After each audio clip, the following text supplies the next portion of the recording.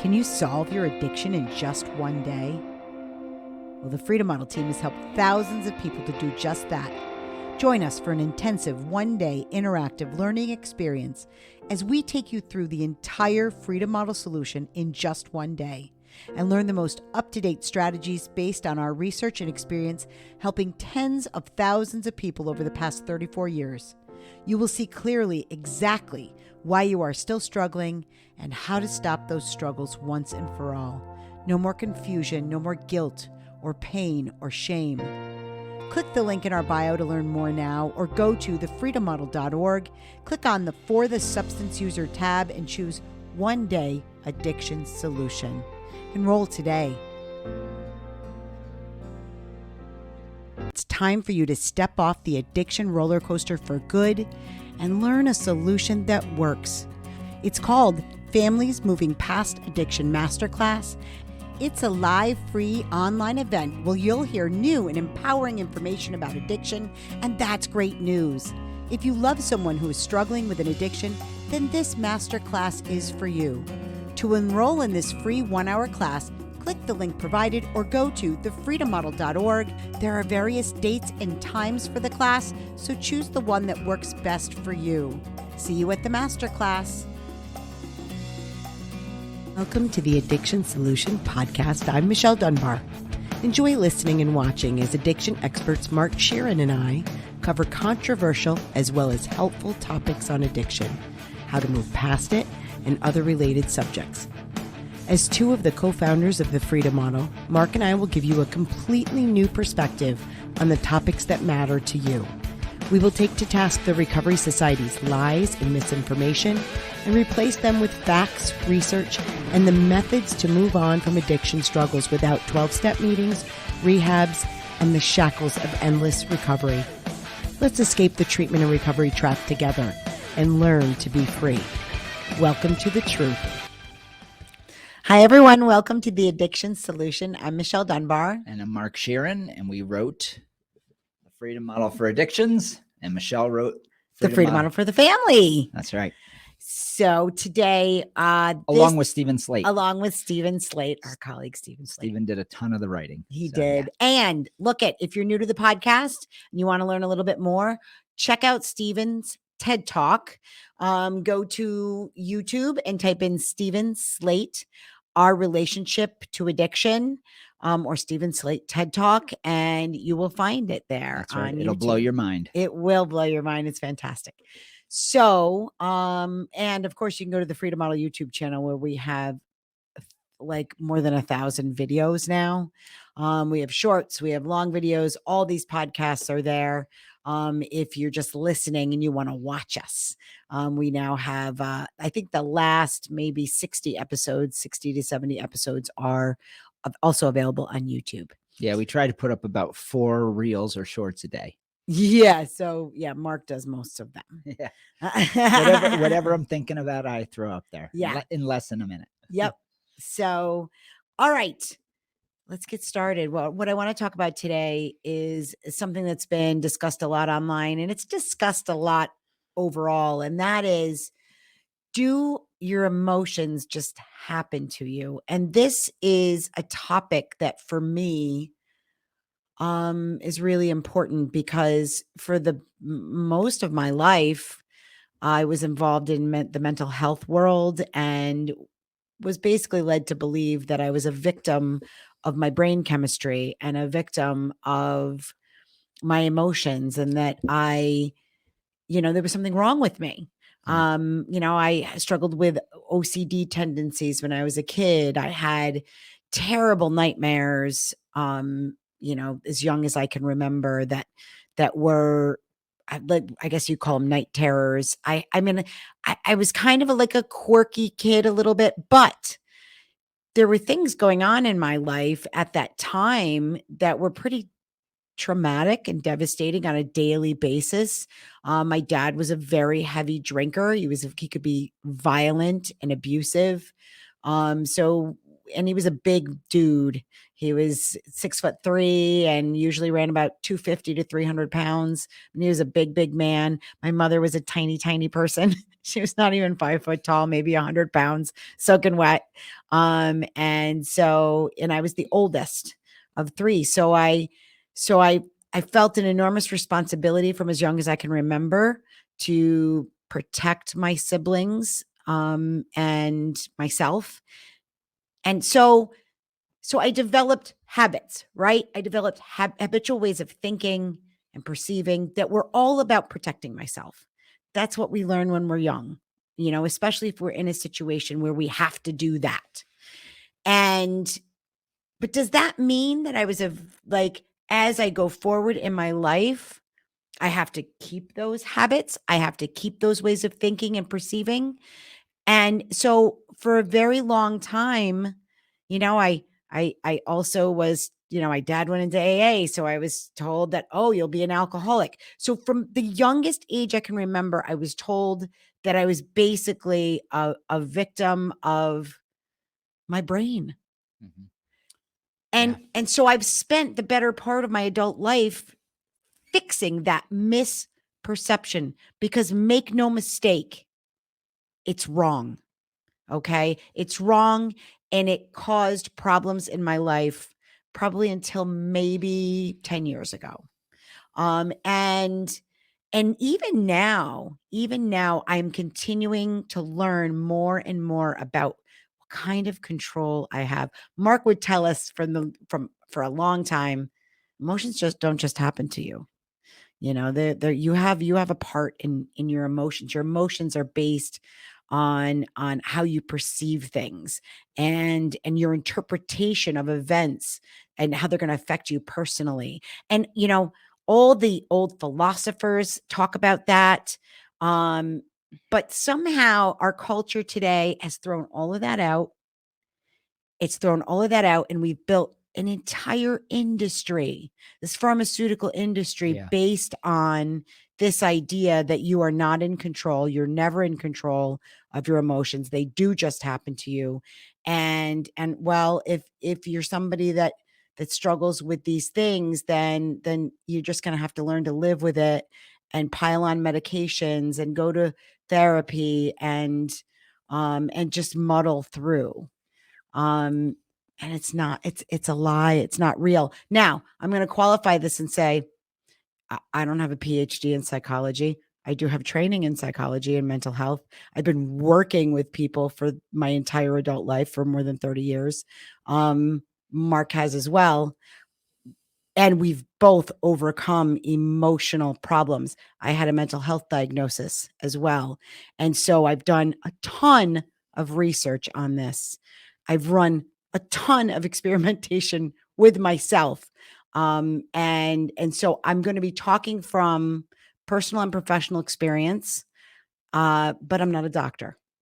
So Well, there's a couple things. I don't mind telling people that the idea of depression and anxiety being biochemical causal things is bullshit. Okay? I have no problem saying that, and let me explain what I mean by that. I, I Your brain chemistry does not create what you think. nope. So a physical reality, your brain tissue, doesn't create your mental reality. It's the other way around. And that's just so obvious. So I don't I you know, It but is to you. but it's so obvious if you think about it, because it's self-evident. When you think of something, you know that you're thinking of it. You have awareness of it, So let me That's back up, true. and so let me back up. How can I say this with such confidence? So when I was a kid, I was 7 years old and my mom left our house. And I grew up in a house that was on thousands of acres of woodland. That was our property and the property of our neighbors. And our house was tucked away in the woods.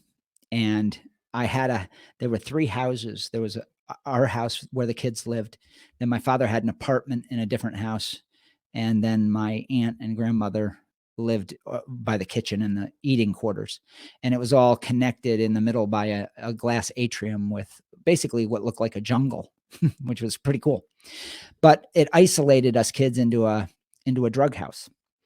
And it turned into a drug house. It was just a party house, and it had a separate entrance. It had a separate driveway. So from the age of 7, I didn't have parents. And he was the youngest of 12. So that's Yeah. important to understand. Yeah. And a bunch of us went to rehab. I mean, it was a real bad shit show, and it was extremely abusive and neglectful. And when I describe to any professionals that I've worked with in the past what I went through as a kid, it's truly a marvel that I'm alive. And some of my siblings are alive. I mean, the amount of cars we wrecked, it was astronomical. But here's what's important. I didn't have the luxury of anybody to pick up the pieces of my life ever. There was nobody that cared about me. So, I mean, this would never fly today. And I've talked about it in other podcasts. So if you've heard this, you can fast forward through it. But I remember being a kid and realizing that if I didn't get up and feed myself, I was going to starve. If I didn't get up and put myself into school, I had perfect attendance for 4 years straight because I didn't know I could be sick and not go to school. There was no adult there to say, hey, you can lay in bed with the flu. I just went to school, so I had this moment when I was like probably 8 or 9 years old where I realized nobody cared. Like, there was nobody. And that's not to say my siblings weren't nice at times and things like that, but we were feral children. And if you don't have parents around, everybody was in the same boat. I mean, it was just Animal House. It was Lord of the Flies. So what happened in that time was I became really aware of what I thought, because I was my own guiding force. And I realized other kids didn't have that. They had other people kind of placating to them. I saw other kids that were spoiled and had different lifestyles, and some kids had it even worse than me, make no mistake. But the one thing they all had was parents. And I didn't have that. So I would wander around thinking things. And I was deeply involved in understanding the world because I did not have the luxury of somebody telling me how to live my life or guide me or bring safety to me. I didn't have any of that. I had to come up with all the strategies. Now, in this, I realized that my mind was everything. And it guided me down some really horrible paths and some really wonderful paths. But the point is, I became really aware that what I am is what I think.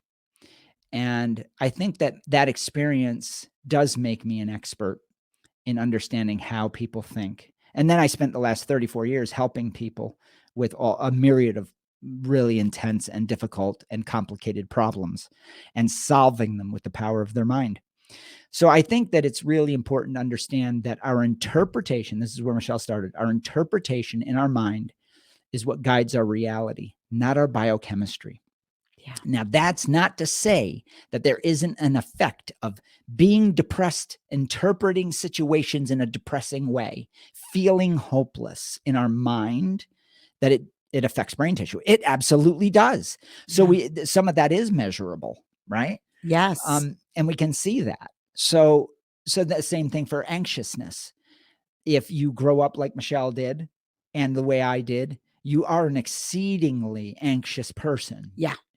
Right. Well, yeah. I mean, we grew up worrying, what is going to happen today In the next moment. in the next moment, because we had to walk on eggshells all the time. I mean, we were continuously on high alert.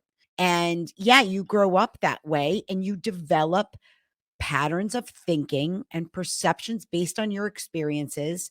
And yeah, things feel pretty futile on a day-to-day basis. Now, but the one thing you do figure out, because children are incredibly resilient. Yeah, they are. And so do I have happy memories of being a child? Absolutely. Yeah, I have a ton of them. Yeah. Yeah. Children will find ways to entertain themselves and find beauty and humor and those positive things, because that is our positive drive, Yeah. even as a child, is to seek out those things. And so and they become your little bastions of freedom. Mm. And so it wasn't until I started to see, honest God, I started to see, like, my first time seeing a counselor. I was, geez, I don't know, prepubescent, 10, 11, 12 years old. That wasn't the first time that I saw, like, the school psychologist, which honestly, my father kept us from doing stuff like that. Mainly because I'm sure he didn't want people to know what was going on, but also I think it was actually kind of a positive thing for me. No offense to anybody in the mental health field, because it was only when I started getting labeled and being told there was something wrong with me that that I I stopped seeking out the happiness. Does that make Yeah, sense? of course. You go to a crutch. You Yes. start to not rely on your own mind. You start to rely on external Well, means. and it started the internal self-talk of, "Oh, this is me and I'm broken." Yeah, that's so devastating. Okay. Yeah, And, "Oh, that's I just don't." devastating. I went through, and so many teens go through periods of angst, right? Even if you don't have a shitty home life, Yeah, it's part of growing up. it's part of growing up. You got these hormones, kind of going a little bit wacky in your body, which can trigger feeling physically different. And so if you interpret those physical feeling different to being negative, um, and then you kind of let your mind wander down this very negative pathway, well, you start becoming that kid like I was, that starts writing death poetry and wondering about, should I be on this planet, and really seriously considering that maybe I should die. Yeah. Yeah, I had a suicide attempt at 10 years old and then one at 19, and those were sort of the bookends of that time period of my life where I felt a certain powerlessness to my situation. But all through that, it's interesting in my case because I was so isolated. I wasn't introduced to the deep state of psychiatry. I Right. was in therapy, but it was kind of lighthearted. And everybody in my family, my mother would send me to therapy because I had social problems and I was depressed, obviously, and struggling. But I think she knew, luckily, because she was deeply involved in the self-help movements of the 70s. Yeah. But My dad became that way too. yeah, Mhm. and but I think she knew that I was too independent a thinker to really Mhm. buy into the good medications were just starting Yeah. and things like that. And everybody in my family had already been so deeply involved in the AA thing that they knew something was wrong with that. Right, They right, and so right. I AA is militantly anti-medication, right? right, So right. that So probably saved me too from that whole medication thing. Yeah. yeah, I think, but here's the interesting part. So the one aspect of quote unquote recovery or therapy was the AA thing, which we were immersed in. And then my alcohol and drug use skyrockets until it almost kills me, right? Because I did believe in that. But Yes. because I didn't have the therapeutic depression, anxiety, trauma thing going on, I wasn't in heavy therapy for that. I was able to basically navigate my way out of a horrible, horrible childhood on my own and figure it out. And so I have this strange dichotomy in my personal experience of being indoctrinated with misinformation on the alcohol issue, but not on the mental health issue. What I see today with people is Oh God, it's they the worst of both worlds. they have adopted this this idea that depression, anxiety, alcoholism, drug addiction, all of these things happen to them. Yes. And then it's Like a you catch a cold. like you catch a cold, and then there's some sort of biohacked biochemical thing that happens that renders them forever in this state, and only the pharmaceutical industry is their answer.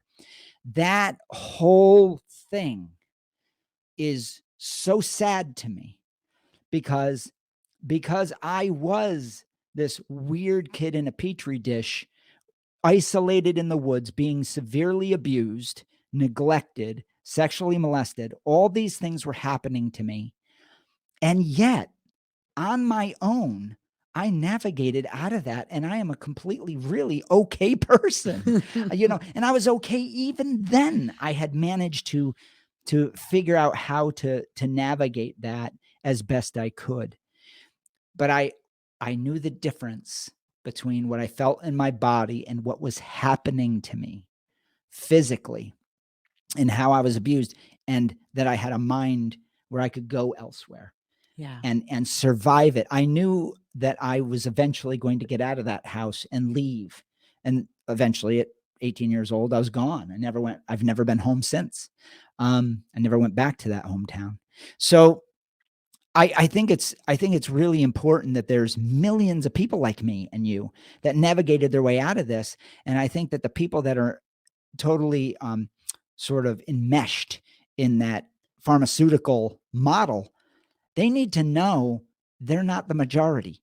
Well, The majority of people with traumatic situations move past them on their own, I think just like too. alcoholism and Yeah, drug addiction. I Right? think when we look at the dichotomy, really now kind of the 12-step recovery movement and the pharmaceutical movement is kind of coming together. You know, and harm reduction was hijacked by the pharmaceutical movement. Yep. Even Um, that's bastardized now. yeah, and so I was in it at a time when I had the worst of both worlds, right? So I had this idea that I was broken, like mental health wise. I got a bipolar diagnosis young at 20 years old. And then I was in the AA movement, which was like, you can't have any medications. Right. Oh yeah. You know what I God, mean? yeah. So I had to figure out. Now I was really fortunate that my mother had this good friend in Al-Anon, ironically, um, who had this background of I just like she's Native American and she kind of had this background and she was in mental health of knowing things about the power of the human mind, Mm-hmm. and teaching me that, oh, that mental health diagnosis doesn't mean anything. So it planted a seed in my mind. Probably I was in my mid-20s that maybe I wasn't broken. Maybe my emotional large swings of emotional stability, so to speak, my lack of emotional stability had I had some semblance of control over it. And it got me to start reading and thinking. I started studying positive psychology and choice theory by Glasser. And I really dug in trying to figure out, do I have control over this or not? Because I had periods of very high energy where I was like grandiose, almost uber positive. I was loud and brash and I was 5'2", but I'd fill a room with my presence. And my dad could be like that, even though he was this big man, like type A personality. I was a go-getter. And then I had periods where I would fall off and not want to get out of bed for 3 days. So I'm like, is that normal? Like, do I have It is for somebody who's under massive pressure. Yes. And so I learned, but it took me a long, long time, that my interpretation of my physical energy and my level of physical energy at any given moment in time did not necessarily have to be interpreted into emotional. That's a great point. And let me talk about that for a quick second. Yeah. So when people conflate depression of the body with depression of the mind, Depression of the body being low energy, yeah, like low having, energy, you know, or having anxiousness in their belly mhm. and anxiousness in the mind, and they conflate the two. They talk about it as if they're the same thing, or when they have the tension in the body, that's causing them to think a certain way. And it may, if that's how you interpret these things. So there is first of all, I want to say I'm not anti-medication. No. I don't care what people do. Right. I don't have any opinion about that. What I have an opinion with is my experience says that I was able to not be on medications, figure my way out of basically the trifecta of abuse for an entire childhood, and make my way to a successful, happy place in life. And I have seen thousands of people do that without medications. I've seen people take medications and do that as well. But here's what I know. And I just wrote this down. We have the most treatment for addiction ever in the history of humanity. And we have the highest overdose rates, and they parallel each other in history. We have the most treatment for mental health. And we've seen it skyrocket in history, and suicide rates are up.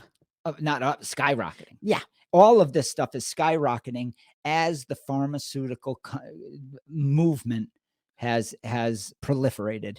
And everywhere it's exported, we see an increase in both drug addiction and, if I'm just using the word addiction, substance use, heavy substance use, and increased rates of all types of mental illness. And they just keep, I just saw an article this morning. There's a new subtype of depression, and I'm thinking it all mirrors the pharmaceutical industry. And I'm not one of these weirdos that goes around looking for conspiracies, but as a statistician, I just look at it, and there's a wall of evidence that this is a bad direction because the results have been catastrophically bad.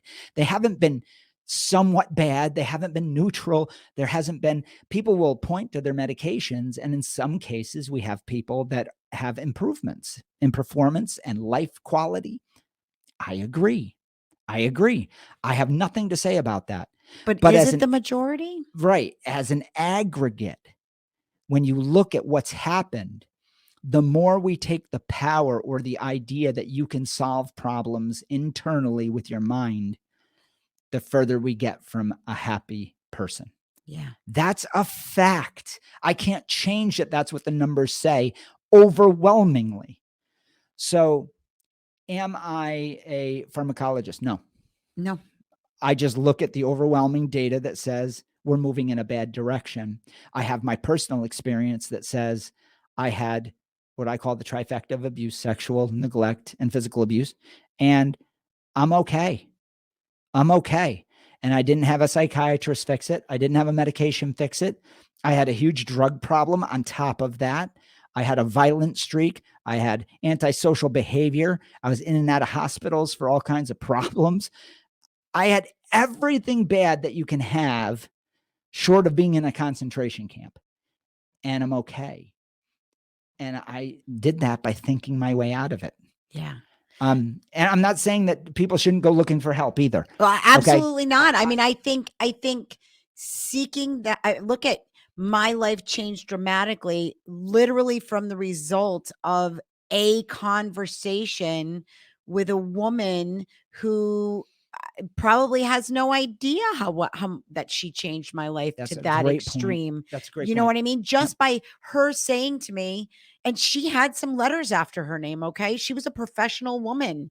And just by her saying to me, because here's one of the things that I was somebody who would catastrophize things. Oh, me too. Right. Yep. So I would think of the worst outcomes, the worst case scenario, and I'd be certain they were going to happen. Trauma and kids. It would, it would add to my, and she would say, well, if you can envision the worst case scenario, why not try envisioning the best case scenario? Yeah. It's such a wild right. thing. And I'm like, okay, you can't just do that. Right. Can you just do that? And she's like, why not? Why can't you just do that? Why can't you? The moment, I mean, here's a good example. After 9/11, I didn't fly. I didn't fly for 5-6 years. And I was not somebody that was afraid of flying before. Okay. But I saw, we live in New York. I saw what happened. It had, like, we watched it for days on television. And I, at that point I was like, I'm never flying again. Do you know when I flew? I was with him. We had to fly on 2006. It was the 5th anniversary of 9/11. And I'm like, "Really? We're flying on that day?" Like, and he's like, "It's gonna be the safest day to fly. Yeah, Safest day to fly." so that was the point. That the point she's making is that she went to the traumatic reaction. So what Yes. she's talking about, I'm going to digress a bit. So I remember having a conversation with Jerry that changed my life after a suicide attempt, right? I met her father, and that one conversation changed me and launched me. So I think that that's important to say. Um, and but I also remember when I first met Jerry and we would be talking, I would go backwards in my mind when I would confront a situation that frightened me, whether it was a business scenario or something, some conflict or some conversation I had to have with somebody that was uncomfortable. I wasn't good at those things. And I would get all agitated and almost to the point of violence, because that was always my solution. And when you're a beaten kid, that's what you do. Yeah. Oh, yeah. And and he would look at me, we would talk it out, and he would go, why are you going back to that? And I said, because I have never had a situation in my life that didn't end badly. I don't have a record that says that I'm going to be okay. And when I said that, I remember saying it, and he looked at me, he goes, you really have had it bad, because he didn't understand. I said, yeah, I don't know what it's like. I look out there and I see people that have good lives, but I don't know what that's like. I don't understand it. And he goes, okay, this is what we're going to do then. You're going to go through this situation, whatever it is.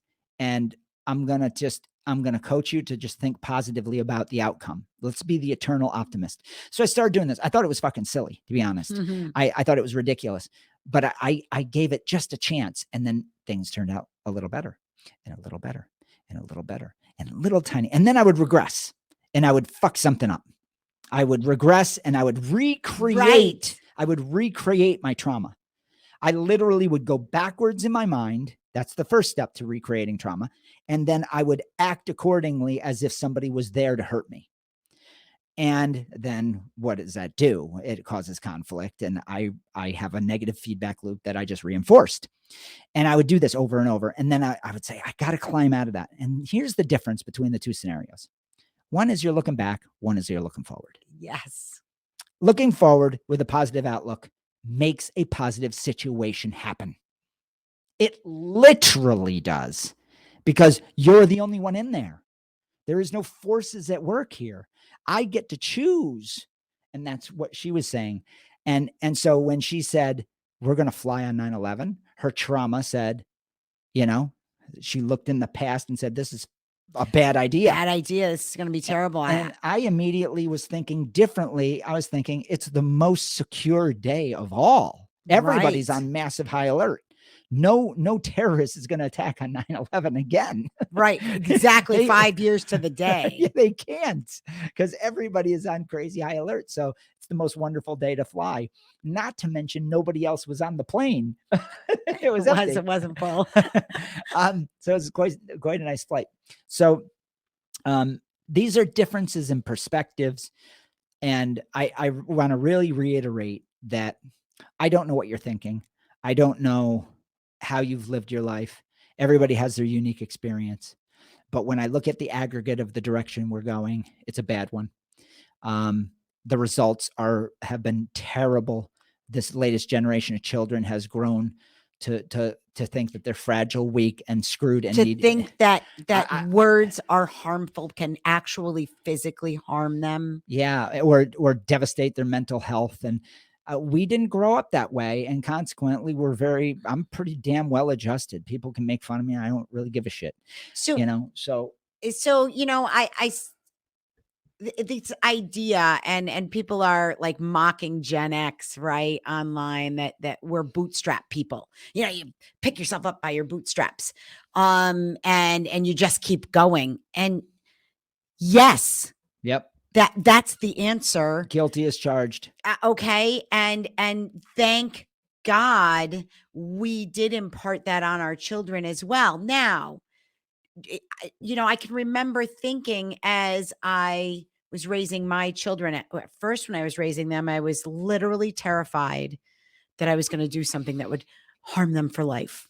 Because I had a pretty messed up childhood and I felt like I had been irreversibly damaged by my childhood. And it was only when I consciously began shifting that around, and then I started thinking, "Oh my god, I'm making it too easy on my kids." And there's because there's a whole my generation, Gen X, some of us were helicopter parents.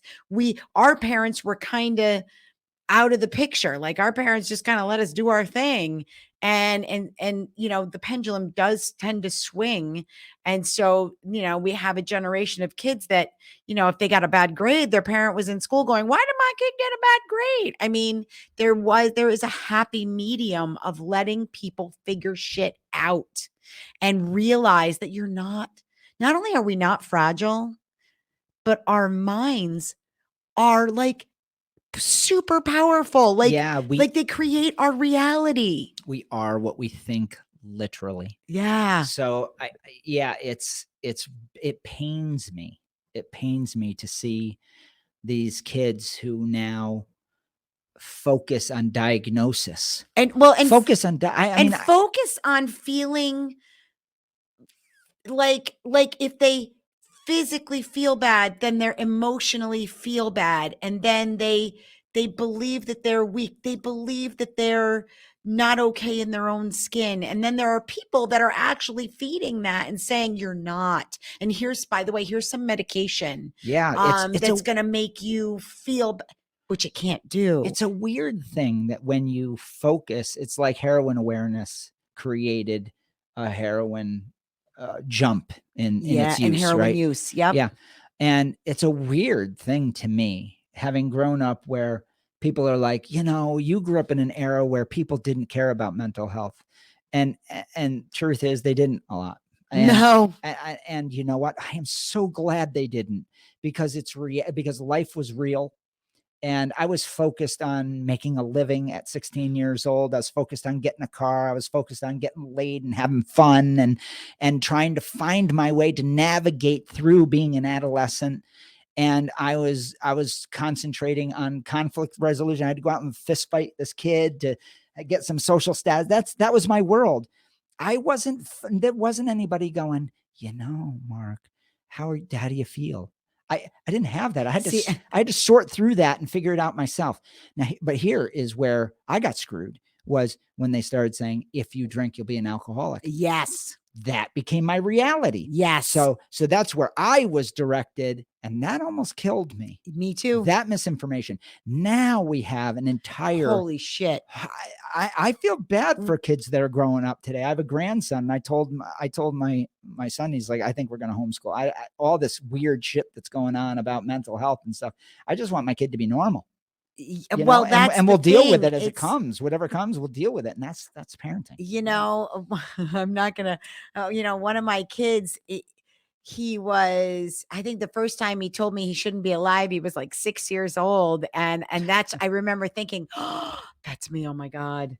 Oh my God. And then I'm like, I shouldn't make a big deal. That's right. Ratchet back, man. I shouldn't make a big deal. Back. And I'm like, really? Why would you think that? And then just sit and have that conversation with your 6-year-old of course you should be alive. Like it's, but you know what? Sometimes it's normal to kind of feel like that. Yeah, that's it. Sometimes it's normal to just have a shitty day and feel like I just want to leave. Just suck. Yeah, and then they laugh it off. Right. Some days can suck, but they only will continue to suck if you invest in it. That's it, man. If you unpack and you live there, and it becomes your world, your personality, your identity. For a good several years, my identity was of a broken person, and Me too. But even then, and this is what has ultimately helped me in my life. Even with emotions, we are within limits. Okay. Whatever our personal limits are, like I could have absolute blackout rage and just lose my shit. But the truth was I didn't, when I really looked at it, I only did it in certain circumstances with certain people. It felt like it was out of my control, but it really wasn't. You allowed yourself It was a the license to privilege. Yeah, misbehave, that's right. even without drinking. That's right. Okay. Because, oh, I was somebody that was rageful and had rage. I haven't had rage in 25 years. Right. Or longer. So, it was that one conversation with this one woman who was like, you choose. You always are choosing. And so even now, I think we can close with this because emotions are what they are. And I just went through menopause and I'm on the other side. Thank God. Okay. And there is definitely something to hormones, but the hormones, I figured this out during menopause. The hormones make you physically feel kind of crappy. There are days that are very low energy where I had trouble staying awake all day, where there are nights where I didn't sleep at all. Okay. Which makes you feel kind of crappy. Now, if you interpret that as I'm depressed, I'm angry, I'm short-tempered, I'm hormonal. I'm hormonal, You and give it a label. exactly. And yes, there were some days when I would be like, "Oh, my fuse is short today," and I'll feel it. But ultimately, I still knew I had a choice. Well, it's like men. Men have hormonal days, and we go through menopause, we go through hormonal changes, and we're geared, unlike a woman whose hormones open the channels in their brain tissue to make efficient thoughts for emotions. Ours is for aggression.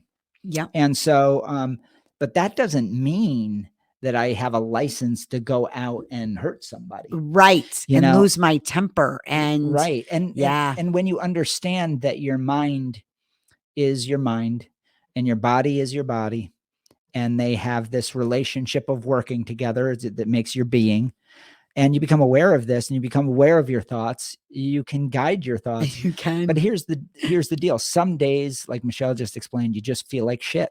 You do. And some days you feel like shit, and there's a confluence of circumstance that might make you feel emotionally terrible. So you put those two things together and you get a bad day. You do. But one thing I know is some days you just muddle through. You And you do. chalk it up and you say, this one is one for the record books for being a toss out day. I'm just going to sit on the I'm couch. just going to go to bed. And I'm just going to allow myself to feel like shit, man. Just stay away from me. My wife, listen, I feel like shit. I communicate it, and I don't go for a walk. I just sit in the bath sometimes and just relax. But sometimes I do go for a walk during those days, and I'm Sometimes I do. alone. Sometimes I'll just go sit. Like somebody asked that in our group.